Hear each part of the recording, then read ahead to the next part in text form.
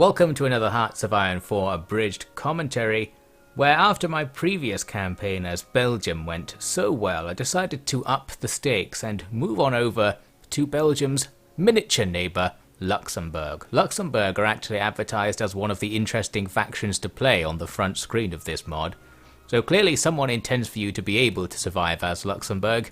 You might have noticed that I switched off the historical AI focuses, so I thought by randomizing things a bit, we might not instantly die if Germany declares war on us. But still, it's going to be an uphill battle. You can see we have no army. There are 3,000 people we have available to form an army with. That's not going to be all that useful, obviously.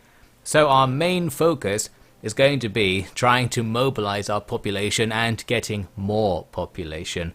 And we'll probably want to use some economic focuses to get some buildings for free as well, since we're not going to be building anything particularly quickly. I'm going to recruit one division. I think the division is very small, just with like one infantry regiment in it. And just have it sit there, because having an army is a bit better than nothing, since we can leave them doing exercises and such to gain experience. As for the overall political plan, we're going to first take a stand against authoritarianism as our focus. This means Germany is going to dislike us because we're being anti-them, but it unlocks the ability to have a communist in your political setup, which will be very useful, of course. We're also going to do something that somebody recommended in the comments, and that is to always be researching a military doctrine. Previously I only got like the first couple in the Grand Battle Plans doctrine. I'm going to go for getting everything in the Superior Firepower doctrine. I'm also taking this appointment here to build my political power faster, but what I'll really want to do is make the political appointment with a communist, since that will eventually help out with our manpower a bit, as we saw with Belgium. I'm also, for my army, going to be making the 7-2 generic setup that many people recommended. That is 7 infantry and 2 artillery and some support stuff on the side. We don't have the experience to actually lay out that plan, but that's what I'll be going towards in the background. Also, like with Belgium, I'll want to be taking the melting pot social order to increase our population.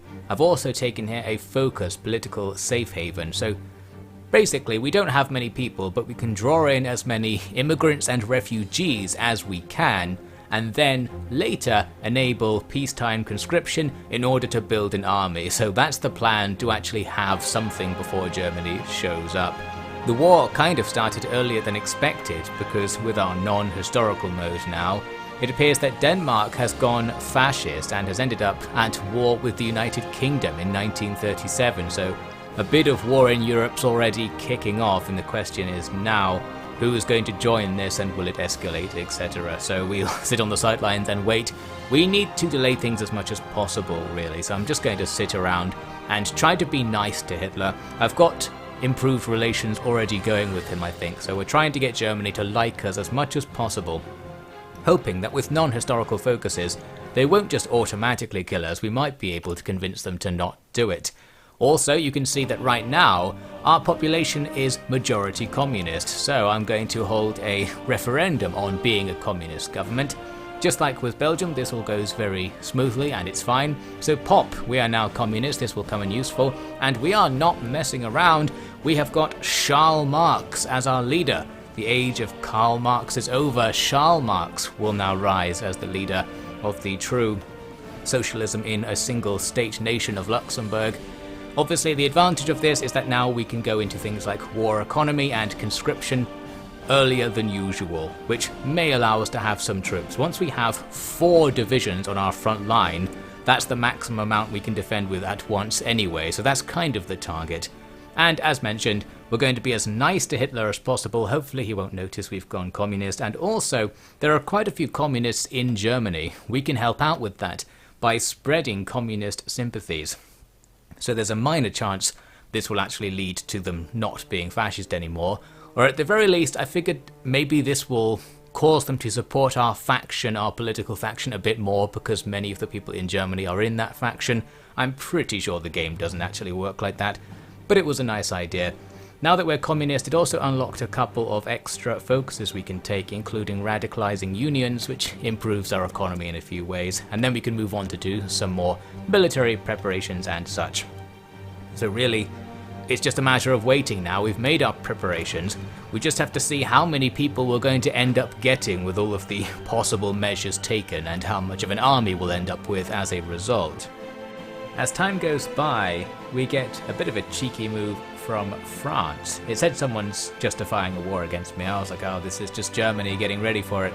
But no, it's actually France justifying a war against us. They're doing a national focus on natural borders. It took me a while to work out how to check this, but basically that focus allows France to invade bits of Belgium and Luxembourg. So this is inconvenient for our plan.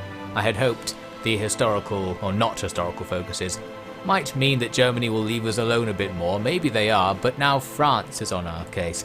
As it happens, I think they didn't complete this focus because the justification went away, but it didn't say that they still had a justification on my territory after that. Not quite sure how the casus belli system works in this game, but anyway, they haven't invaded us yet, but their troops are there on our border, as are Germany's.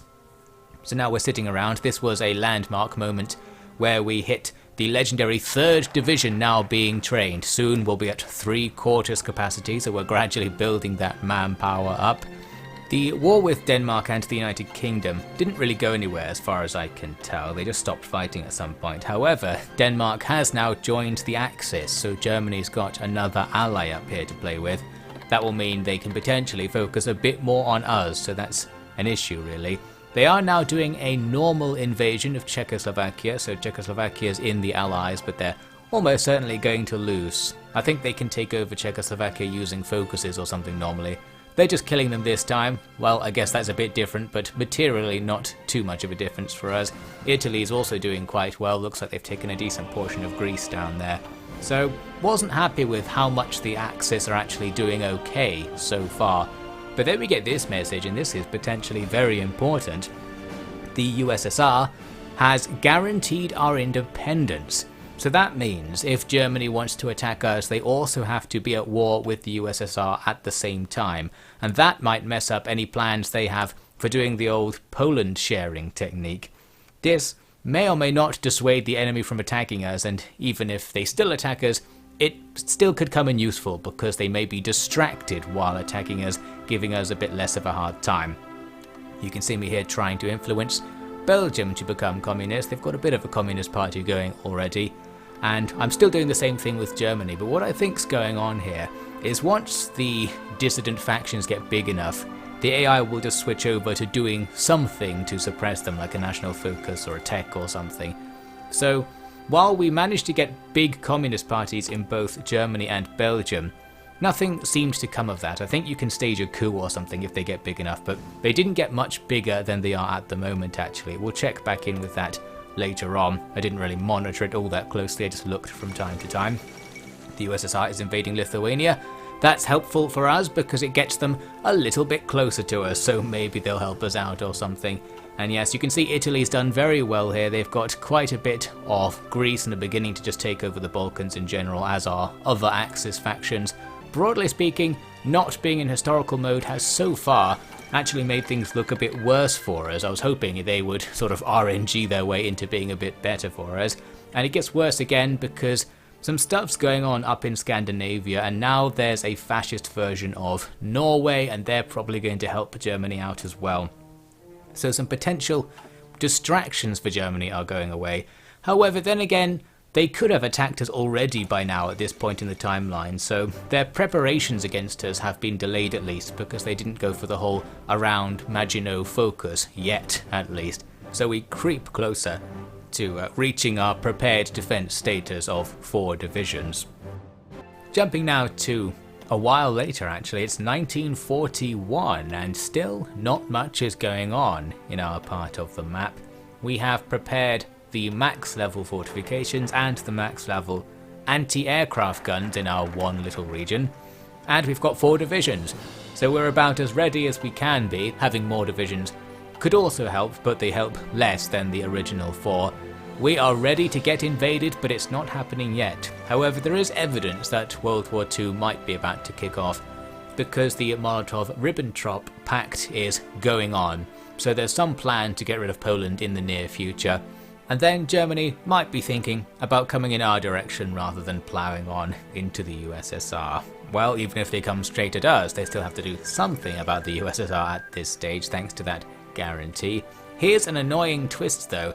It seems Germany was at war with the United States over something or other, and the war has ended in some way because the USA has gone fascist, so now that key member of the Allies isn't going to be around for us, and that's a pretty big problem. The whole Belgium angle, where I just didn't die for long enough that the USA came along and stopped everything going too wrong, isn't going to happen, because while they haven't joined the Axis, they have left the Allies and they're politically aligned with the Axis. That's bad news. Here's my antics in Belgium. Getting things into a worse situation really, I think. They appeared to have done the state of emergency focus in reaction to probably communists trying to take over the place or something, and that's changed their politics. So now they have this three-way system between the communists, Democrats and the authoritarians, which in this case I think means like monarchists, the guys who support the Belgian royal family, and the authoritarians are now in control. So this is another blow to the Allies really. That's another faction that we've kind of moved away from being our natural ally as part of the Allies. Inconvenient. I'm pretty sure we're messing everything up right here. However, moving on, Poland capitulates. I didn't bother to look at it at first, but then came over and took a look, and yes, there they are, but there's also that border between Germany and the USSR, which could come in useful for us. Then Germany declares war on France, but France isn't actually in the Allies in this timeline. I didn't really realise this at the time, but this doesn't involve other countries. France is its own faction, along with a few of their colonial holdings or something, so they're another thing equivalent to the Allies, but not part of the Allies. And they are going to be at war with Germany on their own, effectively. They're also still planning to be at war with me, so there you go, that's confirmation of the earlier suspicion that they never finished justifying their war against me. Anyway, this is all good for us, because now Germany can only attack France through the actual Maginot Line, so the whole around Maginot thing isn't happening right now. They're going to have to make some more difficult attacks that don't involve us or Belgium or the Netherlands, I guess. That should help us out, although Italy will also be invading France at the same time, and they're not going to have the same level of fortifications to face. Then, sure enough, Germany does start trying to justify a war against us specifically, so it seems we're not quite out of this one yet. There's not too much going on around us. I'm basically thinking, well, as long as the USSR does something real good real fast, we may be able to survive. We have a local advantage against Germany in that they don't have that many troops near us, presumably because they're busy doing something else, or they're still walking towards us or something. I was still holding out hope that the large amount of communist support in Germany might help us out. I've also spread communism a bit into Switzerland, but overall, my antics trying to force other countries to become communist didn't really lead to anything. Now, continuing on, we finally get the war declaration from Germany, and a chance to join the Allies comes with it, so I will join the Allies. And there we have it. Now we wait and see what happens. France has lost quite a bit of territory to Italy, but nothing to Germany, so that's gone pretty well for them. They're still being killed by Italy, but at least it proves the Maginot Line had some function here. Now that the war has started, it's time to see what the consequences will be, and of course the big consequence that we want to see is some action on the Eastern Front, and indeed immediately there are battles taking place between the Soviets and the Germans. That will surely help us out, because stuff's going to be stuck over there and not come over here from the very beginning of our war with them. We can also see a massive domino effect of other countries joining the war happens at this stage. So I think World War II just sort of kicked off as everybody started joining in on the action, as these two big powers started fighting each other. We get a chance to have a non-aggression pact with France. That is nice of them. Not quite sure why they're not in the Allies right now. I think they're going down a more authoritarian route or something. Anyway, that's that. The war's less clearly delineated than real World War II, but I think we're in an okay position. We've got a Germany that's already distracted by something else, even though we can't rely on any help from Scandinavia or from the USA. Germany's still going to be weakened, presumably, by being at war with the Soviets for a long time from the beginning of our conflict. We shall see, of course. We're working towards the legendary 5th Division, which we'll get if the war lasts long enough. More and more people are joining the war there. That just kept happening as all the Asian factions joined as well. But skipping over that, here's the first bit of action. I noticed that there's really not very much on our front line, and they actually have a disorganized unit right next to us. Maybe they were training or they just arrived or something. So I actually attacked Germany. We're not going to be on the defensive in this war. We are going for it right here. It actually doesn't lead to all that much, because first another unit came in to defend the place before I managed to walk into it, so I had to kill them. They had organization, so it was an actual fight this time. We can win just because we have 4 divisions attacking, but the thing is, taking this bit of territory doesn't really help us anyway, it just extends our line. I was really just doing it because this is a statement against Germany. Luxembourg will attack you, so you better be on your toes. But yes, realistically, because we can't have any more troops, if we advance like 2 spaces, then Luxembourg will be undefended. So we need to leave most of our army / all of our army behind, which means we can't really advance. So while we do take that territory, I'm just going to move back after this and then sit around. But it proves the point that Germany is far less formidable on the Western Front. They're also not going through Belgium or anything like that, so they're kind of stuck. That's going to really help us out with our survival plan, because the main risk was that we would just get blitzkrieged, but doesn't look like that's going to happen. Clearly getting frustrated, the Germans try another plan. They now try to invade Belgium. The thing is, Belgium appears to be ready for this. They've got tons of forts all over the place, and their troops in a relatively short front line thanks to Luxembourg shoring up 2 of the entrances on the end of their territory. So overall, they've clearly learned from my Not Dying as Belgium series, although they're not communist enough for me. Their authoritarianism should help them out at least.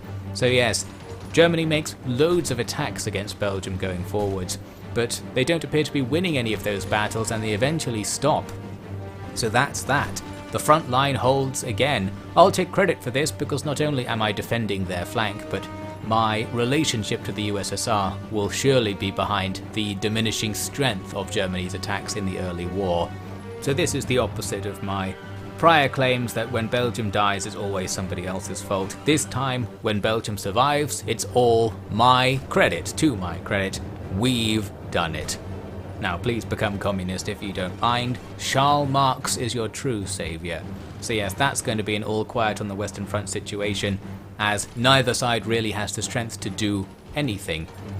A couple of months later, our 5th Division is in the field, so I decided to actually deploy it to Belgium to help out in the fighting. And it was right on time, because as I was moving in, that weak link in the Belgian line, this being their corner that can be attacked from many different directions, comes under a lot of pressure, and we actually see the Germans start to win this battle and push some enemy units back.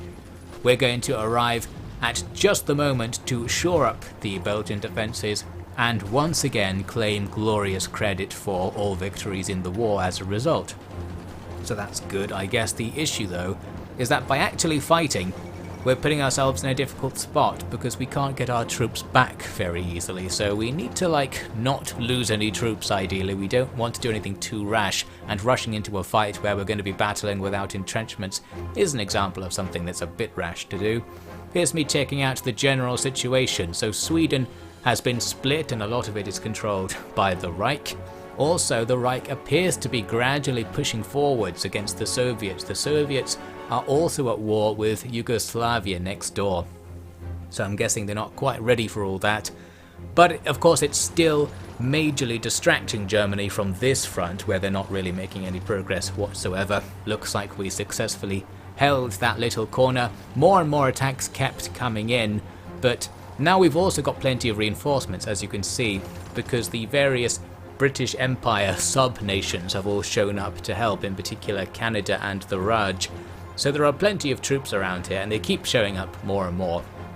Luxembourg itself is now among the most heavily defended places in the line, so that's good to know. I checked the stats here, and things are pretty interesting. There's some news getting in the way. Iran's now on our side, that might help out. Vladivostok has fallen, that's certainly not going to help out, since that's part of the Soviet Union, that will weaken them. But check this out. Belgium has killed 1 million German Reich troops. That's more than half of their total losses in the war. In exchange, they lost only about 50,000 troops. Overall, Belgium is absolutely destroying this war. Again, I'm going to take credit for this for some reason. They are just really coming out on top. Maybe their division templates are better or something. But Germany has taken enormous losses on that front and has gained really nothing for it. So that's great news. Now, the Soviet Union is losing territory to Japan in the east. I'm guessing being at war on multiple fronts is going to be a downside for the Soviets, just like it will be a downside for the Reich. But obviously, the Soviets doing really well doesn't matter all that much to us anymore. They've already done their job in terms of allowing Luxembourg to survive the beginning of the war. But we'll cheer them on anyway. You can see all of the communist projects I'd set up in other countries have ultimately not gone anywhere, although there's still plenty of communist support. Not sure if we can do anything with that. Our allies here are making pointless attacks now against Germany. That's not going to come to anything, but at least the front is very secure. Well, that front is. The thing is, behind this front line, France is gradually being defeated. Italy are now just a couple of tiles away from Paris. So I decided to switch focus. We're going to start deploying our enormous military might to fight in the France-Italy war. It's a bit awkward because France isn't in the Allies, so we don't have any intel on what's going on. We can just see when territory changes hands. So we don't know where to send our troops or whether there are nice places for us to attack or anything like that, but we're going to do it anyway. We're going to save our potential enemies of France in order to protect our backlines and stop Italy making some nice big rear attacks to break the deadlock. This then will be the focus of part 2 in this series, so there you go. I know we're going to survive at least long enough for a part 2 to happen, so look forward to that. You might think we can't really do anything against Italy here, but essentially what I'm going to decide is that I don't need to leave many troops at home because our allied forces are going to defend Luxembourg for me, so I will be deploying a little bit more seriously against Italy. Whether we can actually beat Italy is another matter entirely, with our little handicap that if we lose troops they're pretty much dead forever. Well, we'll see. Dem haben wir es geschworen.